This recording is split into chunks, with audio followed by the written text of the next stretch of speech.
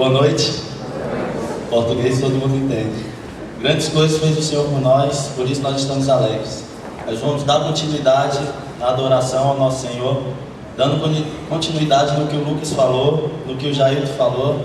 Deus, quando Ele transforma as nossas vidas, quando nós aceitamos Jesus Cristo como Senhor e Salvador das nossas vidas, vem também uma responsabilidade.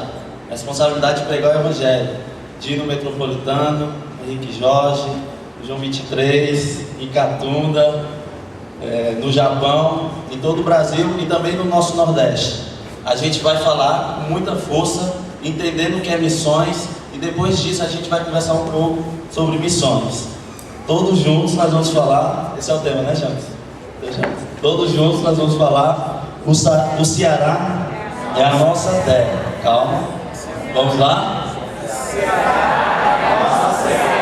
A nossa Ceará é a nossa terra também. O versículo se encontra no livro. Se encontra Lucas 10, 2. Vai ter a transparência aí? Vai mostrar aí? Não?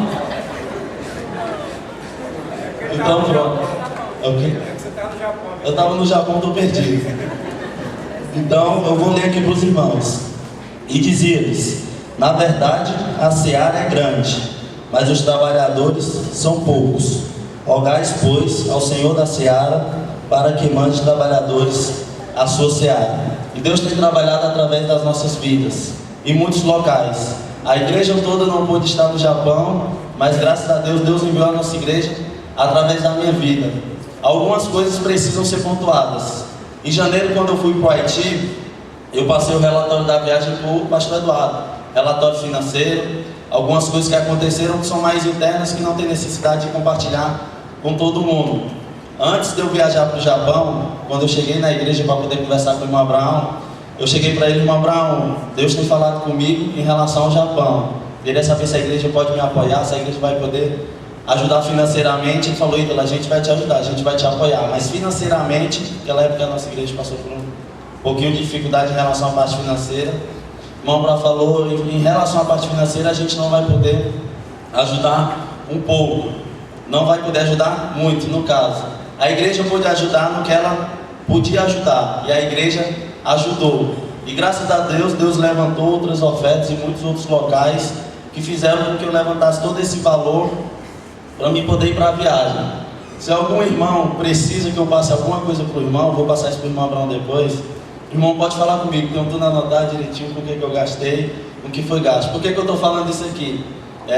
Deus realizou nessa viagem, na volta, uma coisa muito importante para mim. Os irmãos percebem que na minha mão direita tem uma coisa diferente, que não tinha quando eu viajei. E agora, quando eu voltei, tem. Comecei a namorar, e a minha namorada ela é de Florianópolis. Então acaba que, eu sei que alguns irmãos entendem, eu sei que outros ficam em dúvida: usou o dinheiro que a gente deu para estar indo para Florianópolis. Não foi isso, tá certo? O dinheiro que eu fui para lá, estou sendo bem claro com os irmãos, o dinheiro que eu fui para lá foi um investimento meu, investimento que eu fiz com muito sacrifício, e Deus abençoou para que eu pudesse estar lá. Grandes coisas fez o Senhor no Japão. Hoje a gente está bem corrido com o tempo, a gente não vai poder falar muitas coisas, porque nesse domingo, assim eu creio, nesse domingo e o outro, já eu confirma? Quarto domingo eu vou estar pregando, vou ter um tempo maior, e vou poder falar um pouco mais da viagem, vou poder contar muitas outras coisas. Mas de antemão, já queria passar para os irmãos uma coisa para que os irmãos pudessem refletir. O Japão ele tem menos de 1% de cristãos. Menos de 1%. A maioria da população é shintoísta, budista e muitas outras religiões. Lá no Japão, isso foge muito um pouquinho da nossa ideia quando a gente não vê isso de cara, quando a gente não presencia isso. Mas lá no Japão, a gente em alguns locais não pode pregar diretamente a palavra de Deus, assim como os meninos estão indo no João 23, assim como os meninos fizeram em Catunda e muitos outros cantos. A gente não pode fazer isso. Em alguns locais a gente chegou e foi barrado porque éramos cristãos. Então essa liberdade que nós temos no Brasil, eu queria que ficasse essa reflexão hoje.